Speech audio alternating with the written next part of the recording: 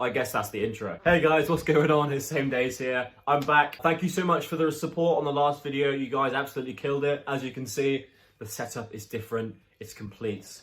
I haven't changed it that much. All I did was I got a stand. As you can see, I can sit on my chair again. It's such a pleasure. Like, wow. Yeah, so I said last time that I would do a Q&A because that's what you guys requested on social media. So here we are doing it. You guys asked a lot of questions. A few of them were similar, so I sort of bunched them all together in a cool little notebook.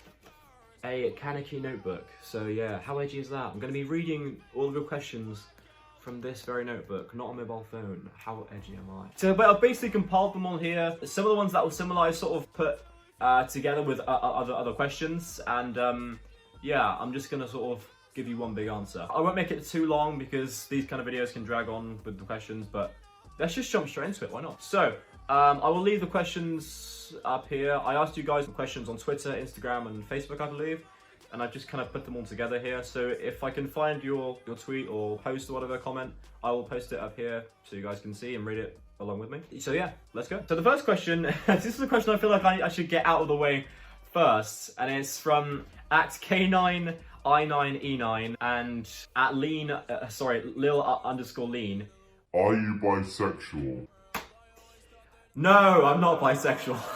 But even if I were, why would it matter? Question 2. So some of you guys have asked like quite a few questions. That is absolutely fine. I'll answer them as best I can, and I'll try and get through them quickly. So this is from It's Ruins.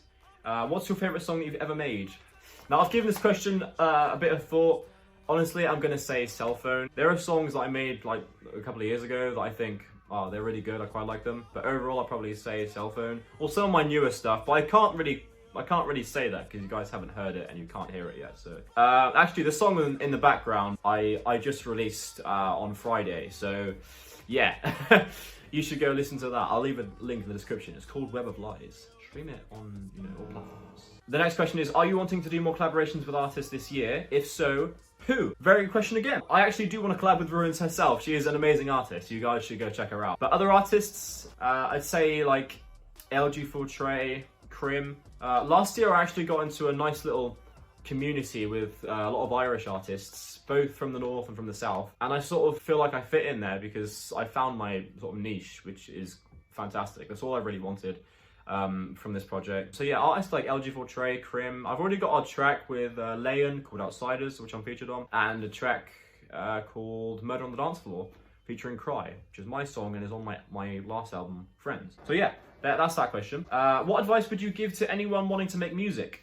I'd say just jump into it. Like, you have nothing to lose, especially if you're anything like I was. I was like 13 and stuff, and how I said in my last video, I had a Windows Vista. Actually, it wasn't even mine. My mum had a Windows Vista that I would use, and I was just dragging in loops and stuff, and that was fun to me. Like, I didn't really think of anything else. Now there's all this complicated stuff like marketing, and you have to appeal to all these people. Honestly, just jump into it. Like, all that stuff will come later. Just do it because you enjoy it. Just download FL Studio or whatever and just crack at it. And last question from Ruins: what plans do you have for music this year? Now this is a hard question because I don't like to make too many plans just so I don't disappoint myself. I'd say like with what's going on with COVID and stuff, say it's gone by August or something like that, I would love to be able to take a trip to Ireland or something, meet up with these guys, my friends online. I have a couple of artist friends here in the UK too, and it would just be nice to go up with them, hang out, chill, maybe make some music, shoot some content, and heck, maybe even do a show. That would be awesome. So the next question comes from at Living Under Orion, and that's: what's your songwriting process like? What approach do you take to writing? So this is a really good question because a lot of us often feel uninspired when we can't write lyrics or anything like that. I'd say in terms of like the philosophy behind it, I'd say just do something that doesn't revolve around music, and then I think it'll come back to you relatively fast. So this will be stuff like, I don't know, just watching a film or playing games, just doing something else that you enjoy that doesn't involve maybe too much thinking, and I reckon it'll come back to you. Like, you might suddenly discover a reference that you didn't know it before, and you can include that in your song. That's something that happens to me quite often.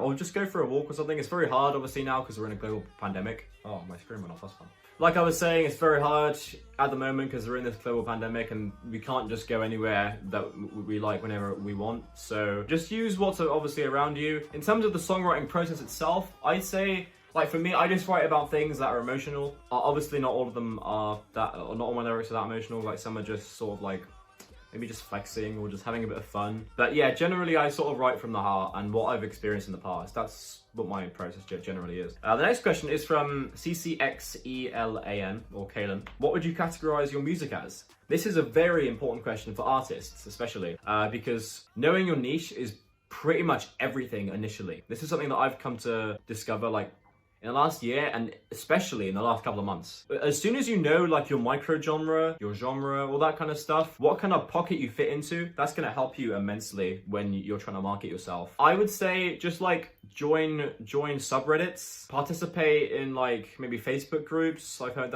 that's a thing. And you can also use hashtags to your advantage, whether that be on Twitter or Instagram. I use hashtags on Instagram to find like new artists every so often, which is really good.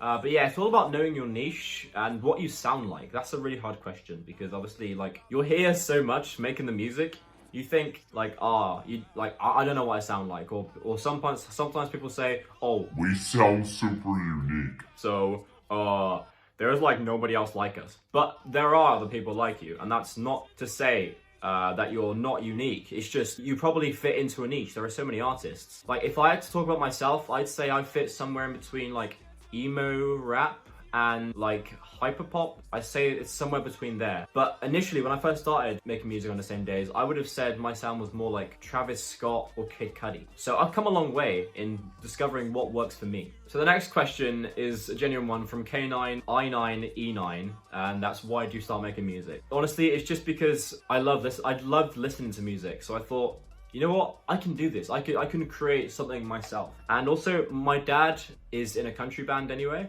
so it just kind of made sense. Like, the whole family is musical, bro. Like, come on. I guess subconsciously, I got into it because of him, but like, we make totally opposite music, which is really interesting. So yeah, it's just kind of funny how it turned out. I just thought, you know what? I'll just do it. I've got nothing to lose.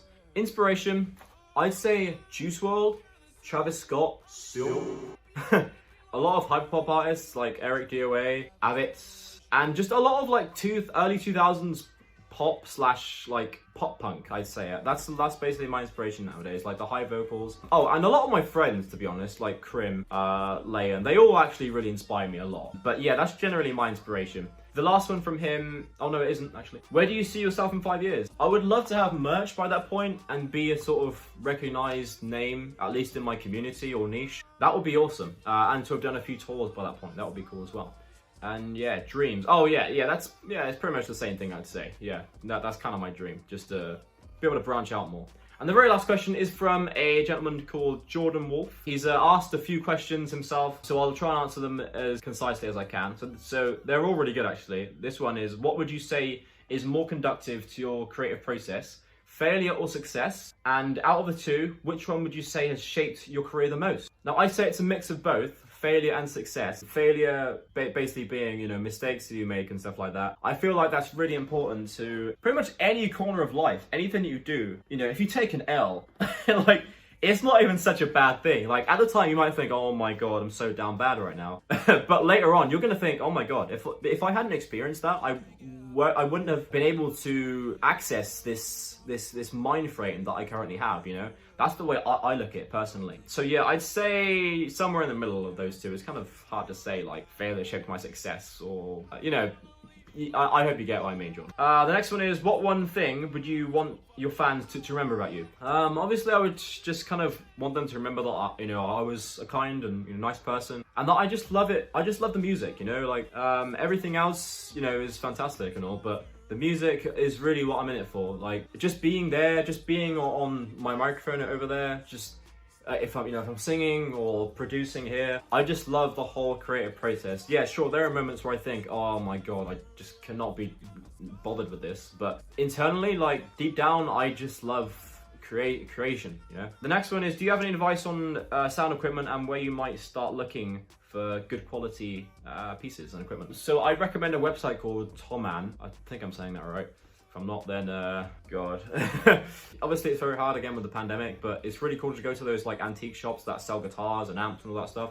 That is really cool. But generally, like, a lot of people feel like they can't start because they don't have, like, you know, £20,000 worth of massive studio equipment, which is not the case. Like, I didn't start with the best equipment ever. I had mics worse than that. And I thought I started recording on those, or even way before that, I didn't have, like, a good PC. I had an all-in-one PC. And before that, obviously, I had the Vista. So I started with some of the worst stuff, I'd probably say. And now, like, I've just been buying piece after piece over time, which conclusively has led me to here. Just because, you know, you can't afford the best mic at the minute, that's not bad, you know? You just kind of have to just do it. As time goes on, you'll get better and your equipment will get better. So yeah. And the very last question, and finally, would you ever consider transition to another music platform? And now, I'm not entirely sure what you mean by this, because I generally like to put my music on all different platforms. But yeah, I mean, I upload my music to SoundCloud and YouTube pretty much all the time if they're not on, you know, Spotify and that. So yeah, I guess if you mean distribution company, like I just moved to